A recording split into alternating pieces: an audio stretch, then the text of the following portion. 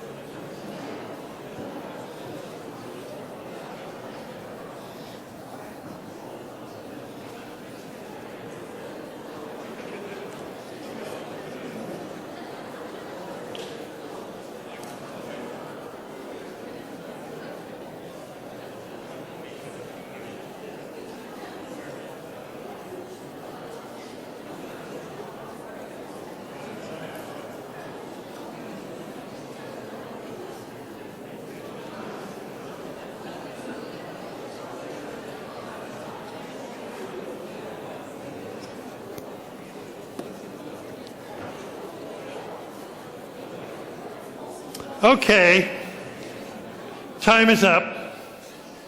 Thank you. Thank you for participating. I won't ask you for examples, but let me just ask in general, how many of you saw people living on Mars? All right, we have some people living on Mars. How many saw flying automobiles, flying cars? It's always been a popular image of the future. How many of you saw a cure for cancer, a cure for Alzheimer's, a cure for Parkinson's? Those are interesting images. Here's one that I want you to think about, and I'll come back to this as we go through the program this afternoon. How many of you saw lots of older people? Lots and lots and lots of older people. Today in China, if you walk down the street in Beijing or any city in China, on average, about 1 out of every 10 people you see should be over the age of 65. Because today in China, 1 out of every 10 people is over the age of 65. Just 14 years from now, in the year 2030, when you walk down the very same street, 1 out of every 5 people you see will be over the age of 65. Because in China, in the year 2030, 20% of the population will be over 65. That is why what you are doing and what Lundbeck is doing here in China will be so important over the next 15 years. As it becomes a national priority, and I must say even a global priority, to pioneer in living a healthy, long life. Because so many of us will be living so much longer. So the first question that I had for you was, what is your image of the future? It's possible to break that question down into 3 more specific questions. What is probable in the future? What is very likely to happen? Well, 15 years from now, we are not going to be living on Mars. That is not probably going to happen. However, in 50 years, there might be people living on Mars. But it is probable that the population will be older. That's question number one. Question number two, more specifically, is what is possible? What might happen? Or what could we do if we make the right kinds of breakthroughs? You could have not 40% market share or 47% market share, as we just heard in Hong Kong with a particular remedy or a particular drug. It could be 55%. It could be 60%. It could be more, or perhaps there could be some scientific breakthrough that leads to new products and new possibilities. The third question is, what is preferred? It's interesting to ask, what are the things that are likely to happen? What is probable? And it's, of course, interesting to ask, what is possible? But it's most powerful to ask, what is preferred? What is the future that we would like to create? What is the future that we want if we could make it happen? And that question becomes important because it brings home the idea that the future creates the present. Does that make sense to you? It's an interesting concept. We know that decisions were made in the past that gave us the world of today. This is a rather large convention center, I'm noticing. And obviously somebody had a dream here in Singapore to build a very large convention center. And they made decisions in the past that gave us this room that we're in. So we all know that the past creates the present. Decisions we made yesterday give us the world of today. But the idea that you see on the screen is a subtle difference in that. It's, in a sense, the other side of the coin. The world that we imagine, the world that we envision, that is our answer to the question, what is our preferred future, exerts an influence over the choices that we make. If you want to change what the company is doing today, or change what your family is doing today, change your image of the future. If you change the image of the future, you will see something different that you ought to do today. For example, let's come back to aging in China. We know it's very safe to predict that 20% of the population will be over 65 in the year 2030, just 14 years from now. What does that mean? One of the things it may mean is that in China we will have to think about how to employ people longer, for people to work longer in their lives than they currently do. Because the available workforce will be older, and in addition, people may be healthier when they are 65. And it is possible to imagine a world where they continue to work past the age 65. That is taking an image of the future of a healthier, longer life and using that image to make a policy decision or to choose to do something different today. In that sense, the future creates the present. Part of our future, whether it is probable or possible or preferred, is the world of neuromedicine. And in fact, in doing some reading in preparation for this particular event, I came across this particular quotation in the Financial Times in an article on the future of neurobiology.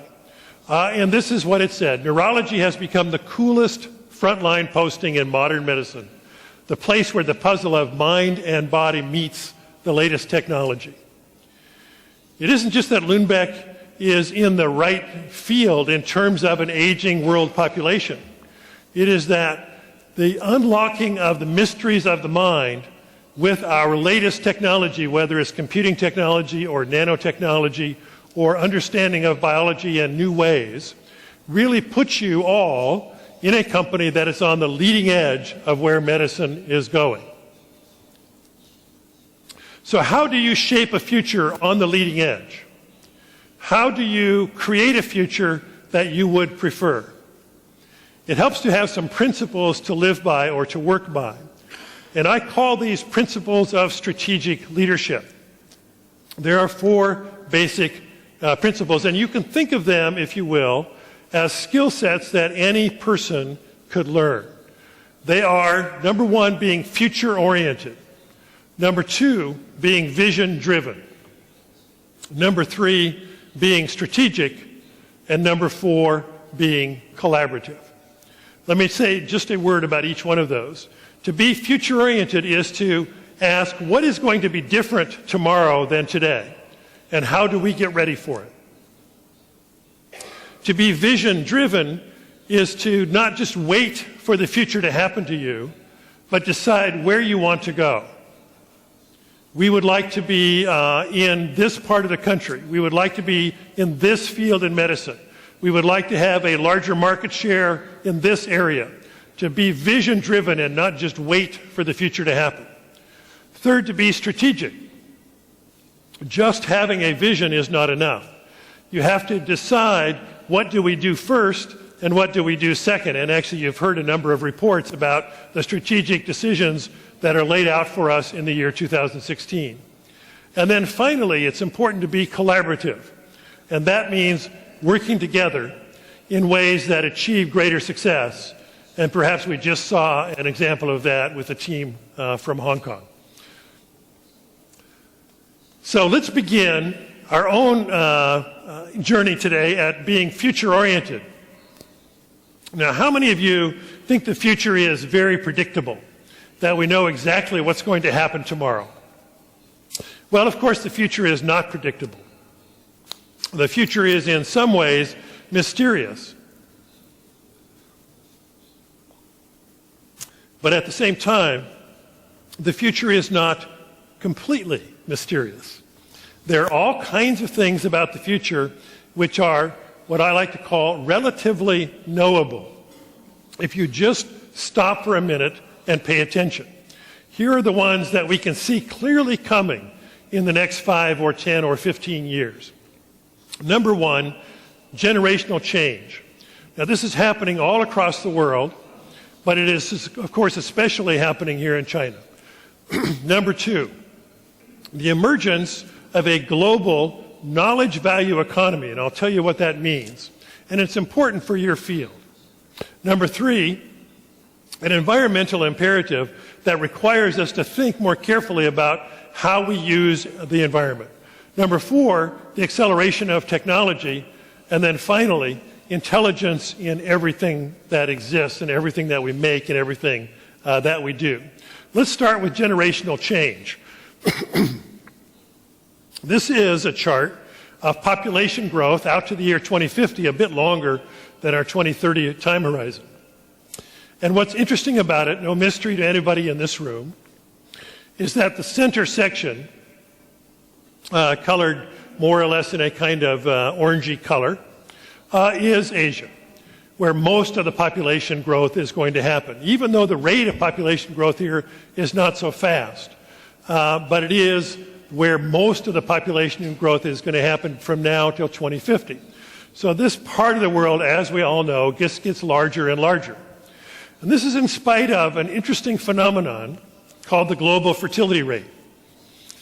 Now, does anybody, how many of you know in the room, raise your hand if you know what I mean by the global fertility rate? Let me explain. The global fertility rate essentially means the average number of children per woman in a population group. So if each woman in a population group has, on average, 2 children, given how population dynamics work, your population will stay about the same size over time. If you have less, eventually the population may shrink, and if you have many more, the population will grow. And the darker the color on the map, primarily as you see in Africa and in South America, there are fairly high birth rates. As we know in China, the birth rate has been relatively low as a matter of policy. Although that policy, I understand, has been changed just very recently. What is the birth rate in China? Does anybody know? The birth rate in China, the fertility rate is 1.4. an average of 1.4 children per woman in the population group. And that is less than the birth rate in the rest of the developed world, which interestingly enough is 1.7, which is still not enough for population growth. Now, what does this mean? It means that there are countries in the world, and in fact whole regions in the world, that as we go through this century, will eventually go over the top of the population curve and may actually see their populations begin to shrink as a whole, in spite of the fact that we are living longer healthy. Japan has already reached its population peak and has gradually begun a very slow population decline. Unless their birth rate changes, or unless they were open to immigration, Japan's population will slowly decline. The country of Russia is in slow population decline because its birth rate is very low. In China, what this means is a smaller and smaller percentage of the population will be young people, which have been so dominant in your population for the last 30 or 40 years. May I ask in this room, how many of you were born after the year 1980? Raise your hand if your birthday was after the year 1980. As one might guess, just about everybody in the room raises their hand.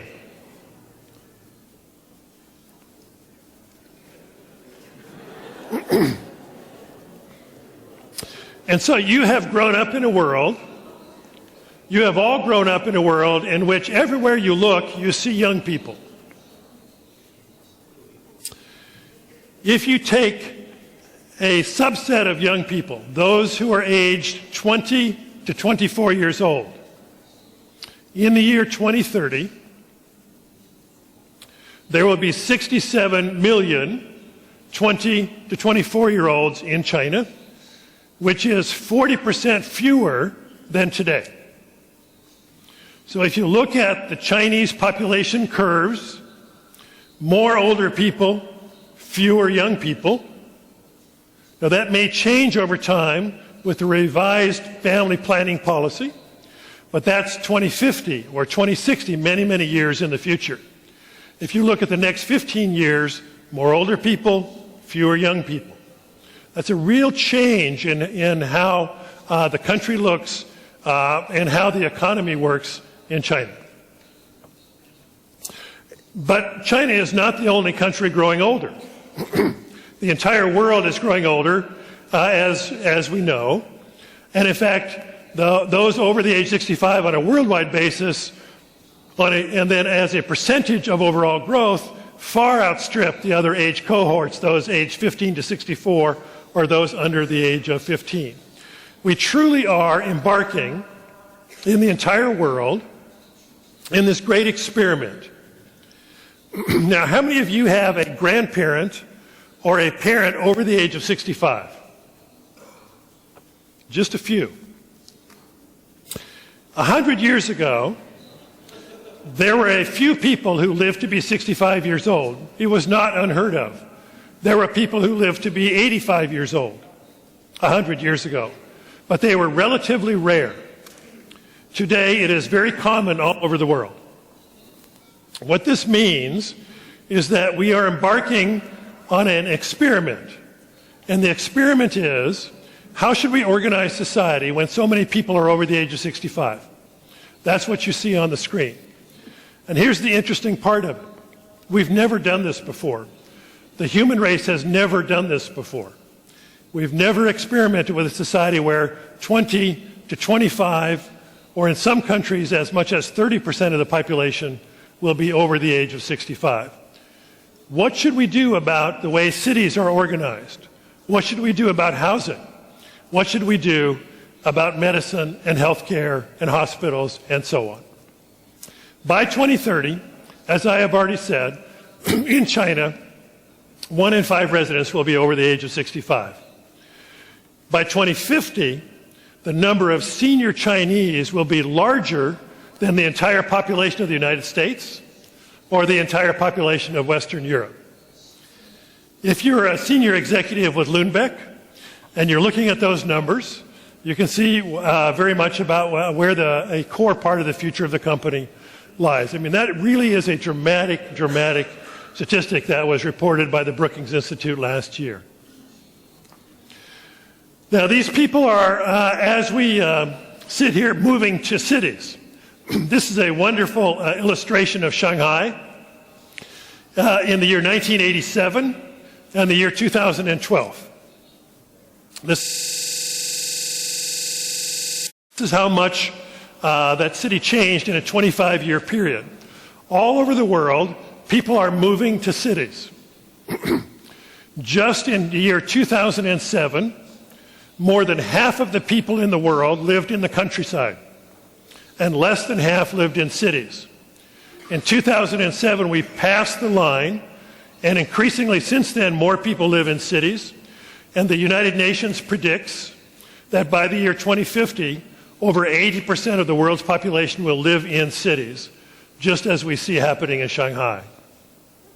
And of course, this opens up possibilities both in terms of markets and in terms of how we provide goods to people. These older people living in cities will, unfortunately, if environmental predictions are right and weather predictions are right, be afraid of the sky. One of my favorite futurists is a guy named Bruce Sterling. He's from Texas. And he was asked at a conference, so what does the future look like? And he said, you can describe the future very simply in one sentence. Older people living in cities, afraid of the sky. What did he mean by afraid of the sky? He meant afraid of environmental catastrophe and wild and crazy weather. This summer in the state of Washington in the United States where I live in the city of Seattle. The state of Washington had more forest fires than ever in the whole history of the state. My son is a news photographer. This is a photograph he took of some of the firefighters as they were running for their lives. I said to my son David, were they just jogging? He said, no, they were running as fast as we could possibly run, carrying all that equipment to try to get away from the fire which was coming at us. On that very day, some of the firefighters got killed by fire because of overly dry forests in a changing climate. Older people living in cities afraid of the sky, which is a pretty nice summary of the future. But the future is not just older people, as we know. The future is younger people, even though there might be fewer of us as a percentage of the population in the future. But there is something unique about all of you, or most of you in this room, who are part of this younger generation, born after 1980. On a worldwide basis, you're the biggest generation ever born. But there's something else unique about you. Do you know what it is? You are the first generation to grow up since what? Since computers. You're the first generation to grow up with computers, with cell phones, with the internet. And that makes you people of the screen. When we have a break in the conference, what's the very first thing that you all do? You grab your phone, right? You grab this. You might even do it during the session, but you grab this and you look at the screen to see what's happening. And it might be to check your mail. It might be to check a text message. It might be to look at a news site to see something. You are a person of the screen. Now, you don't have to be a young person for that to be true. It's true of all of us now. We have become people of the screen. What does that mean? What it means for you in terms of business is that your customers are people of the screen as well. And so they expect information on an instantaneous basis. They expect good information, and they expect that to be continuously updated. They don't want to wait for you to visit next week. They want to know right now. And this will become more true tomorrow than it is today. As the screens become more three-dimensional, as they switch into virtual reality, as they switch into the ability to be constantly in connection with each other. So that's who we are. We are older people, we are younger people, we are people of the screen. What kind of economy do we live in? We live in a knowledge value economy. What does that mean? That means that every product and service competes on its knowledge value. In order to gain market share, your product has to be smarter than somebody else's product, and it has to be seen as smarter. It has to be seen as built by better scientists, delivered by better technicians, and explained by better salespeople who are better at customer service in the long run than the salespeople who are over in the other room. That is knowledge value. It's what a product or a service or a person knows that really makes the difference in today's economy. I can illustrate, and I love to illustrate, what a good knowledge value product looks like. How many of you have a phone that's less than 1 year old? Just a few. Let's suppose you're going to go shopping for a new phone. Which phone do you look for and why? Well, you look for a phone, you look at a Samsung, you look at an Apple phone, and so on, and you ask yourself, not just which one is cheaper, but which one is smarter? Which one is built by a smarter company? Which one has smarter apps inside of it? Which one will make me smarter if I own it?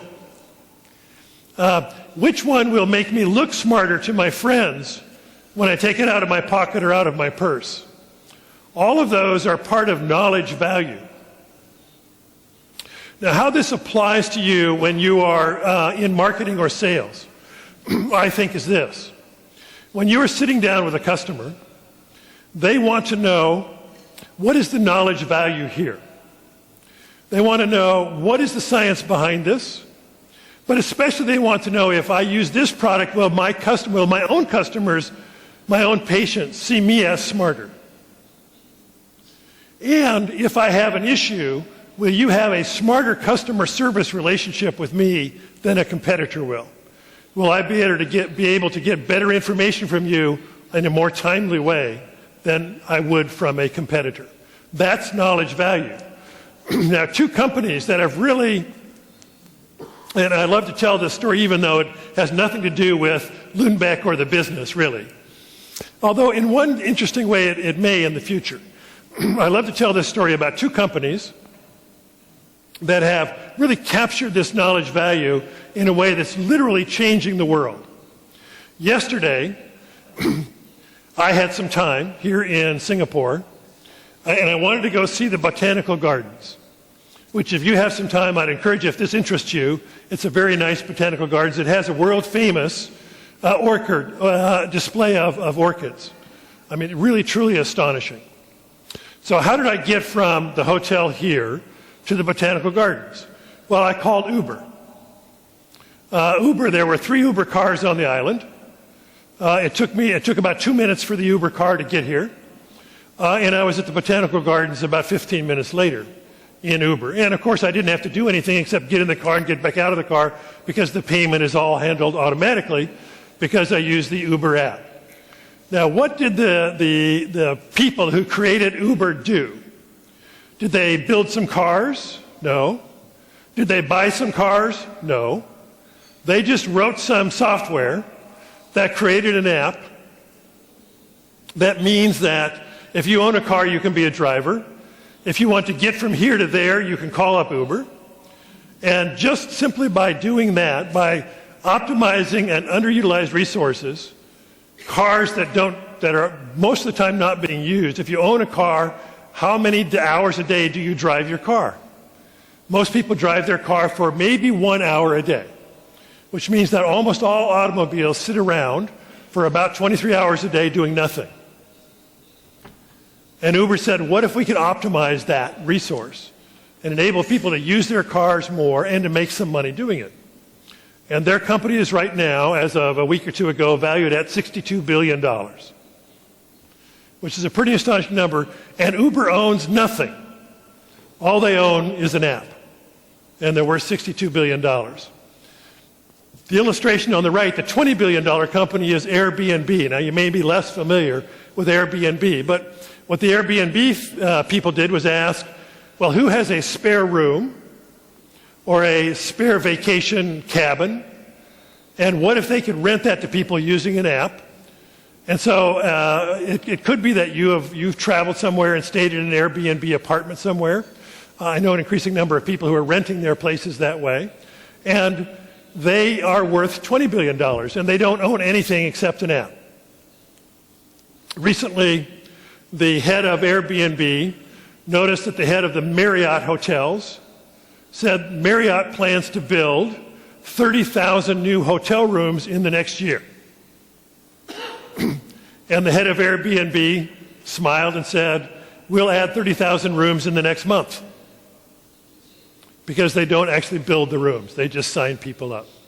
That's utilizing an underutilized resource. Now, what is, in the field of medicine, an underutilized resource that will, in fact, become more and more important and more used in the next 10 years or so? What I think it is, as I thought about this, is information. For the first time ever, we have the ability to know not only who is sick, but we know a lot about that person because of big data or information technology. An illustration from a writer that I know says this. I know that one of the things that Lundbeck is interested in is depression and treating depression. Well, let's suppose that 10 years from now, somebody, a Lundbeck scientist or perhaps just an average citizen, figures out by looking at accumulated data about information about people that a high percentage of people who are depressed have the same plastic countertop in their kitchens. And a correlation is made between this kind of owning this kind of plastic and having this particular kind of depression. And a causal relationship is linked. That's the kind of information which we've never really had accessible before. That information existed, but we didn't have the computing power or the ability to analyze that kind of data. That's an underutilized resource which will increasingly be used in the field of medicine. On the science side, that illustrates or is an illustration of how we're going to pull together all of these kinds of scientific areas into new kinds of breakthroughs in medicine and elsewhere. On the screen you see references to nanotechnology and biotechnology, to information technology or computing and big data, to cognitive sciences and the unpacking of what's happening in the brain, to robots and to space technology, and on the bottom of the screen to 3D communication, virtual reality and connectivity, and the convergence of all of these into a more robust communication system. Now, I'm going to share with you a couple of things that are happening in medicine, but one that I see increasing reference to is the expectation that we will use nanotechnology devices to deliver medicines.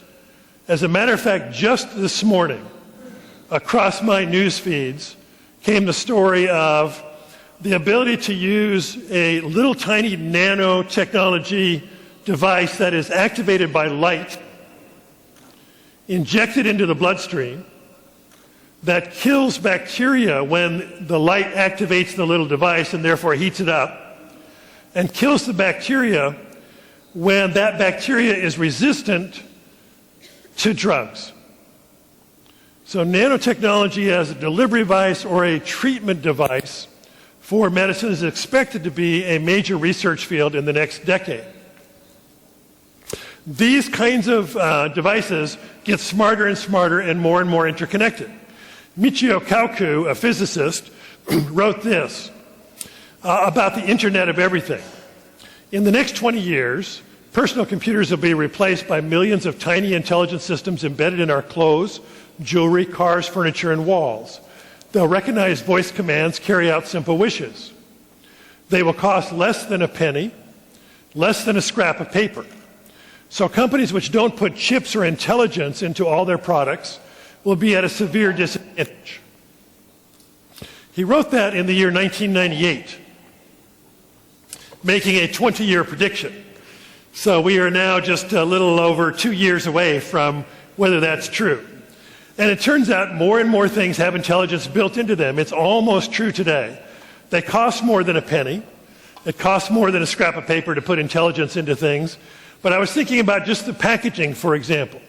Smart packaging that knows where it is, and you can track where it is, and customers can track where it is. That's only been around for a few recent years. And more everything that we make will be intelligent and connected on the internet. What is this Internet of Everything? It's a platform for devices to communicate with the world around them, and therefore to integrate the human, the natural, and the built worlds. When things are smart, what will we see? In fact, we see it already today. On the screen is a smart bed. It's actually made by a company called the Sleep Number Company.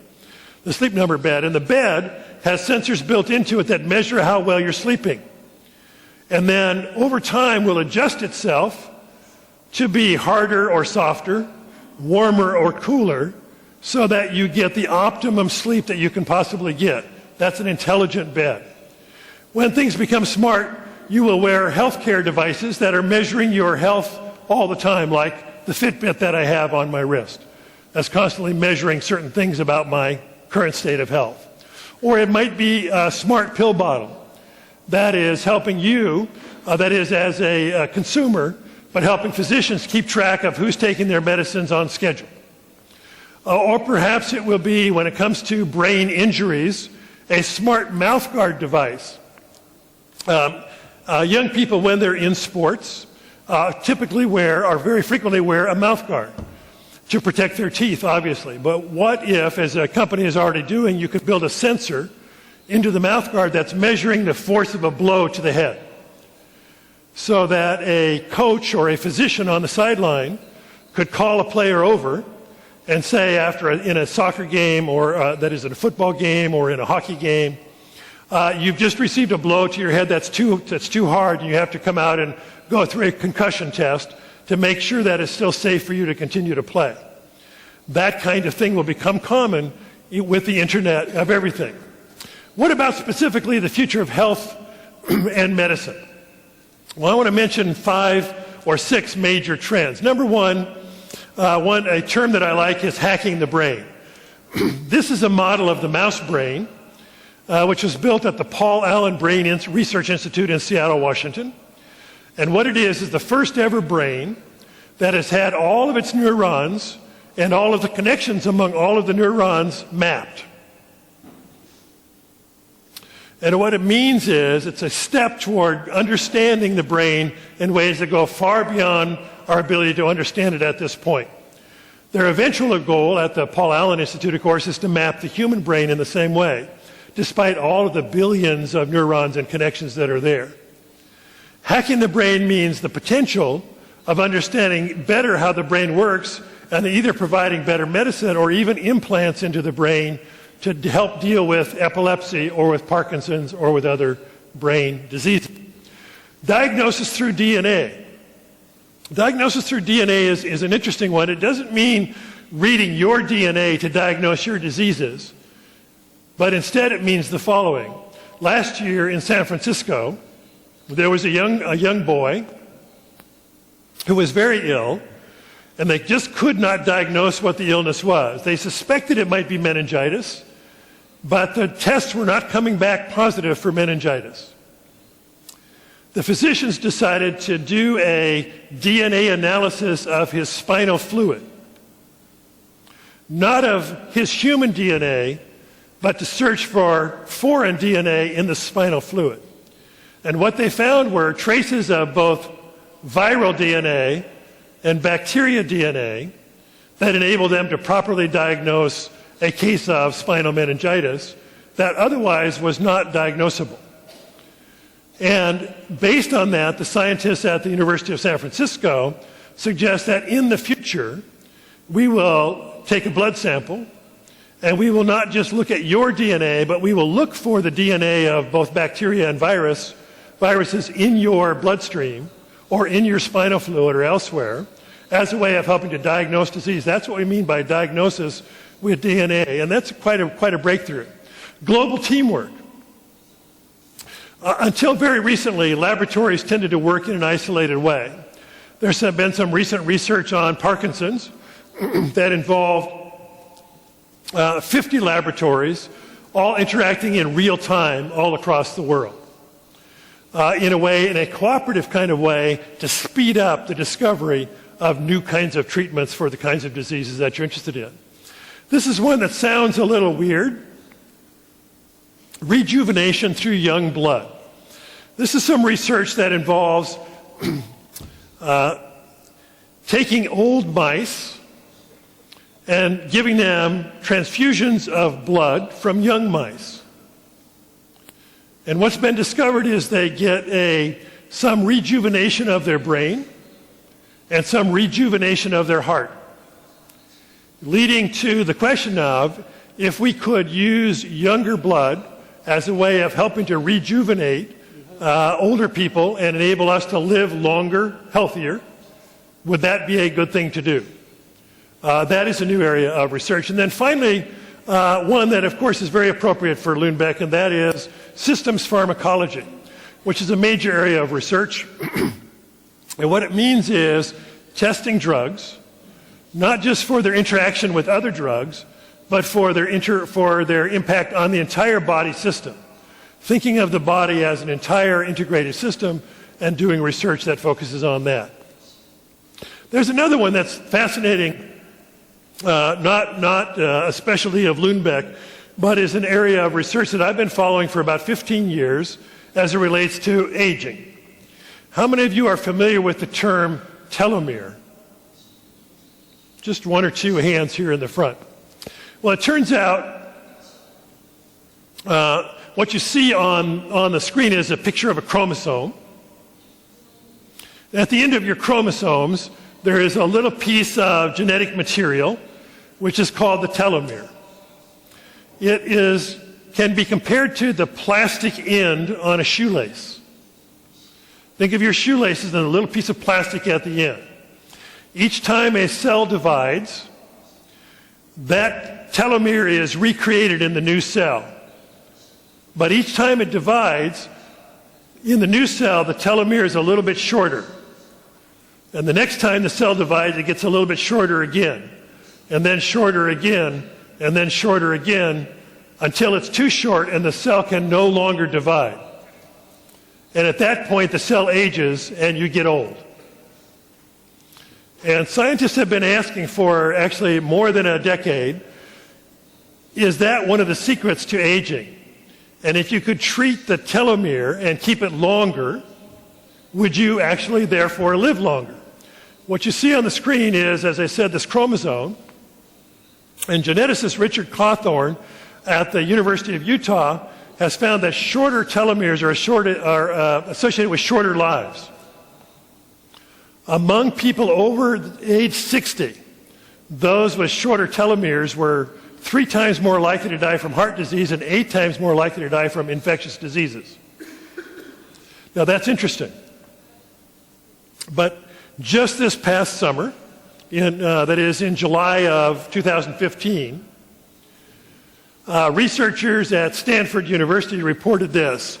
They have found a way to lengthen human telomeres by as much as 1,000 nucleotides, turning back the internal clock in these cells by the equivalent of many years of human life, said Helen Blau, professor at Stanford, leading to the possibility of turning back not just with young blood, but with a treatment for telomeres that enables us to, again, live longer, healthier. All of us have a goal of living as long as we possibly can, but nobody wants to live long if you're not healthy. And the challenge is, and I believe in China, in fact, I would predict that in the next 15 years this will become a national priority. The question will be, how do we live not just longer, but in a healthy way? And the company that you're all a part of will be playing a very fundamental role in working that out in the next 15 years. So these are the healthcare opportunities that I see when I look at the next 15 years. Enhancing brain focus and understanding. Turning health data into wisdom and into products. Health data like I mentioned with the plastics. Developing an infrastructure to personalize health, making it participatory. More of these kinds of devices that enable people to monitor their own health. Embracing whole systems perspectives. How does everything work together? And the courage to make potential breakthroughs in science and health. As I conclude, I want to tell one little story to you about something I like to call the 15% rule. Now, I asked the question at the beginning of the presentation, what is your image of the future? And I said, that's an important question because your image exerts an influence over the choices that you make today. If you want to change what you're doing today, change your image of the future. In other words, create a vision of the future. Well, should your vision of the future be just a little bit better than today, or should it be a big leap beyond where we are today? That's what I mean by the 15% rule. Now, almost everybody in this room, with a couple of exceptions, are too young to remember a very famous computing company from the 1980s. That company was called the Digital Equipment Company. Digital Equipment Corporation, really. The DEC Computer Company. And in the 1980s, DEC was along with IBM, the first company to introduce the idea of having a computer on each person's desk at work. But one particular manager at the DEC Computer Company in the 1980s said, well, it's all good for every worker to have a computer at their desk. But these computers, and this will sound like a crazy idea to those of you who are very young in the audience, those computers could not talk to each other. They were isolated. You each had your own software, and none of the computers could talk to the computer next to them. So this manager at the DEC company said, what we should do is come up with a way of connecting all the computers into one big network. And so he invented the local area network. And it took millions of dollars, and it took several years to do that. And by the time they were finished, the DEC Computer Company could provide software that could enable companies everywhere in the world to create these vast computer networks just before the internet got off the ground. Now, in reflecting on that experience, what this particular manager said was, when we started on that project, we didn't know how to do it. At most, we knew 15% of what we needed to know about how to make this real. We just believed it would be important to do it, and so we said, even though we don't know how, let's do it. That's a 15% vision. Being willing to start on something, even though you don't right now know how you're going to do it. All of the great visions in the world, in history, have been started by people who didn't quite know how they were going to pull it all off. They just believed it would be important to try to do it. For example, well, this is what it means. If you know more than 15% of what you need to know about how to accomplish your vision, it's probably too timid a vision. Bill Gates in the 1980s, his vision was put a computer on everybody's desk. Then the DEC Computer Company said, well, let's connect them all up. If you go around the corner here, you can go to the Starbucks store. Howard Schultz was the one who created the vision for the Starbucks store, which I know is all over the world now. What was his vision? His vision was to create a third place, by which he meant a place that was not your workplace, a place that was not your home, but a third place where you could go and hang out with your friends. That was his vision. It wasn't just to sell you some coffee. It was to create a place where you wanted to go sit for a little while and visit with your friends, and oh, by the way, buy some coffee. Jeff Bezos, the inventor of Amazon, his vision was to build a store that would sell everything. And now it turns out that Alibaba is actually the store that sells everything, even more so than Jeff Bezos does at Amazon, right? Because Alibaba truly does sell everything. But that, everybody would have said, well, that's impossible, you can't do that. And Jeff Bezos would have said, well, I don't know how I'm going to do it, I'm just going to do it. My favorite of all is Steve Jobs, the very famous Steve Jobs from the Apple Computer Company, because he had a very spiritual vision. His vision was this, and he actually wrote this down as he started the Apple company. His vision was to build tools for the mind that would change humankind. It wasn't just to sell computers to put on people's desks. It was to build tools for the mind that would change humankind, which in fact is precisely what has happened. All of those are examples of great visions. Over the next 15 years, we are going to be older people living in cities, hoping to stay healthy for as long as we possibly can. Our vision has to be to bring them products and services that will enable all of us to live healthier, longer, and productive lives. We can do that because things are possible even when we think they're not. I learned to be a futurist from a very famous person named Ed Lindemann. Ed Lindemann was the director of program planning for building Apollo, the original spacecraft that went to the moon. He was my friend and my mentor at thinking about the future. And this is one of the things he said not long before he died in the 1980s. Everything possible today was at one time impossible. Everything possible today was at one time impossible. It was at one time impossible to take this out of your pocket and talk to anybody in the world anytime you want. That's only begun to be possible in the last 15 or 20 years.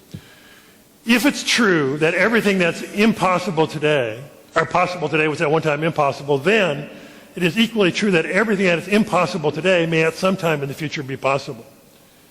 It may be possible in the future to cure Parkinson's. It may be possible to cure Alzheimer's. You in this room might be a part of that kind of picture, and you will certainly be a part of enabling people to live longer and healthier lives as we go through the next 15 years. The future is not finally something that just happens to us. The future is something that we do. As you look forward to the year 2016, keep this in mind. Don't just wait for the future to happen. Figure out what is the preferred future for yourself, for your part of the company, for Lundbeck in China. What is the preferred future? And how do we make that future happen? The future is not something that just happens to us. The future is something that we do. Thank you very much for having me at your conference here in Singapore. Thank you very much.